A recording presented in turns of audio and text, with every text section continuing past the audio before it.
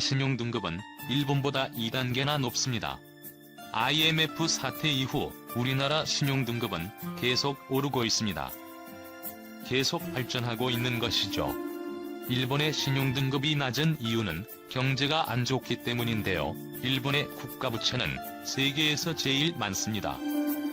우리나라는 국가부채가 아주 적은 편이고 일본은 국가부채가 너무나 많죠. 약 10년 전부터 일본의 국가부채가 급격하게 늘고 있고 신용도는 급격하게 하락하고 있죠. 이렇게 많은 국가부채가 생긴 이유는 경제가 안 좋기 때문에 그것을 살려보겠다고 일본 정부가 막대한 빚을 내서 뿌렸기 때문이죠. 그래도 일본 경제가 안 살아나니까 계속 돈을 뿌리다 보니 일이 된 것이죠. 엔화 가치가 급등하고 있다. 달러 대비 엔화 가치는 이달 들어서만 무려 7%가 넘게 올랐다. 경제 불안 심리가 커지자 달러가 아닌 엔화 가치가 상대적으로 더 크게 올랐다.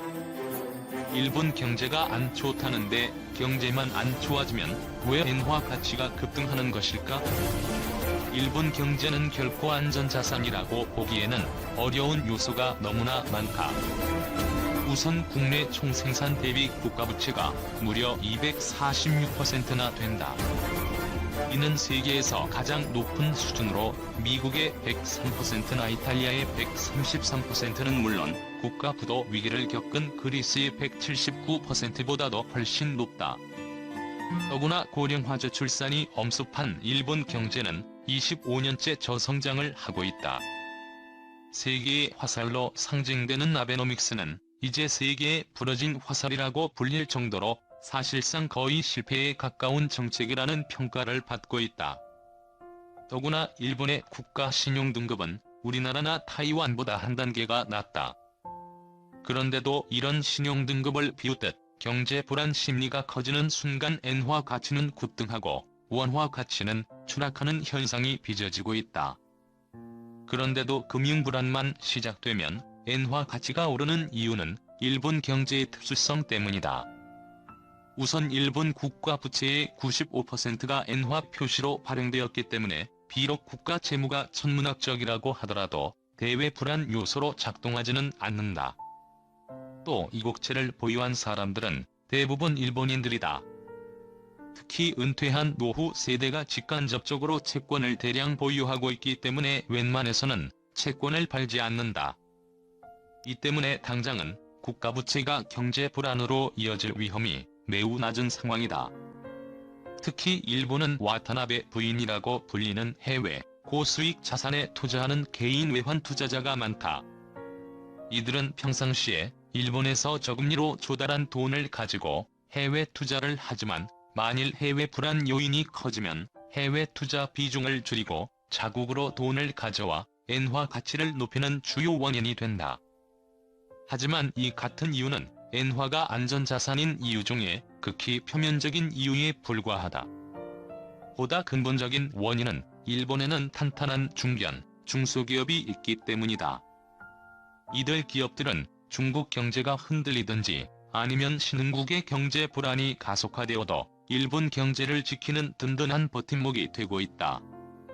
또한 일본 정부에 비해 가계의 재정 상태는 상대적으로 매우 건전한 편이다. 일본의 국내 총생산 대비 가계부채는 66%로 한국의 84%나 미국의 78%보다 낮다. 특히 오랫동안 제로 금리 상태였던 일본에서 이 정도의 가계부채 비율을 유지했다는 것은 높이 살만하다. 우리는 흔히 국가 신용도가 일본보다 높다거나 경상수지 흑자가 일본보다 크다며 안정성을 강조해왔다. 하지만 막상 경제 불안이 닥쳐오자 우리 경제를 보인 외국인들의 눈은 우리를 여전히 개도국 수준으로 보고 있는 것으로 나타났다. 경제의 진짜 기초 체력은 단단한 중산층과 중견, 중소기업 등 경제의 허리를 강화해야 키울 수 있다. 우리는 이미 반복되는 세계 경제 위기 속에서 오직 대기업에만 매달리며 수출에만 의존해온 경제가 얼마나 위기에 취약한지 확인했다. 또 다시 확인할 필요는 없을 것이다. 한국을 대상으로 한 일본의 수출 규제에 대한 반일본 여론이 확산하고 있는 모양새다. 최근 일리체 강제징용에 대한 한국 대법원의 판결 이후 일본이 한국을 대상으로 한 수출 규제 및 경제보복에 나선 것. 지난 1일 일본은 스마트폰과 TV에 사용되는 반도체 핵심 소재 3개 품목에 대한 수출 규제를 강화했다. 이에 국내에서는 일본 제품을 팔지도 않고 구매하지도 않는 불매운동이 중소상인과 시민, 사회단체를 중심으로 확대되고 있다. 6일 명동에 위치한 일본 의류 브랜드 유니클로는 주말 오후였지만 매장은 한산한 모습이었다.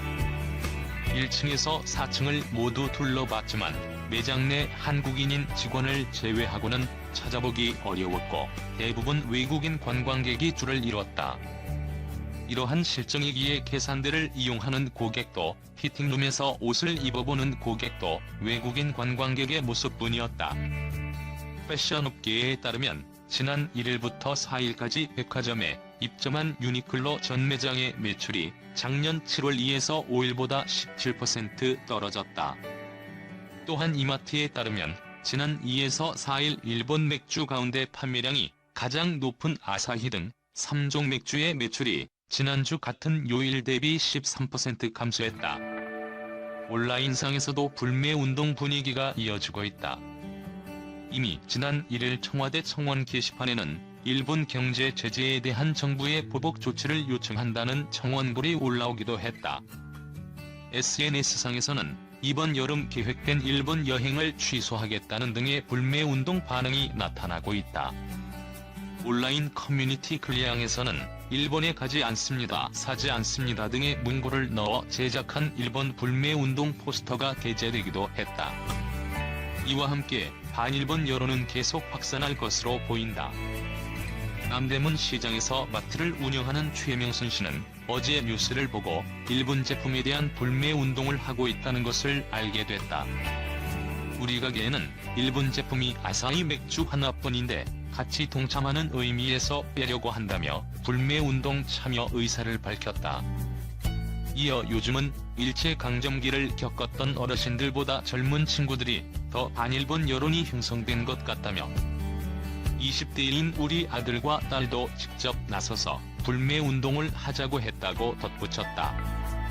주말을 이용해 서울로 놀러온 이진희 씨는 역사를 바로잡기 위해서라도 불매운동은 필요하다고 강조했다.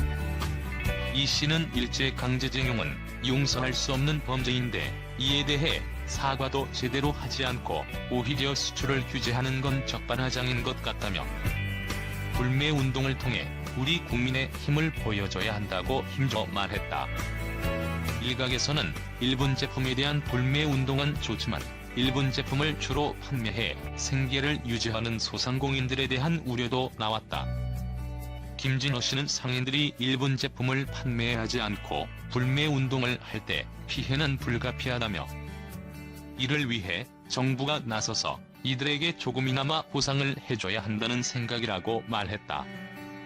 앞서 전날 한국중소상인자영업자 총연합회는 일본 대사관 앞에서 일본의 무역보복을 규탄하고 일본 제품의 판매 중지를 선언하는 합동 기자회견을 열었다.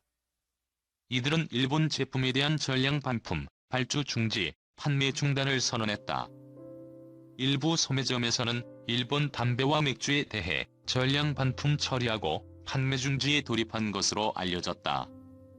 삼성전자가 일본 수출 규제 장기화에 대비해 반도체, 디스플레이 관련 총체적 대응 전략을 짜기로 했다.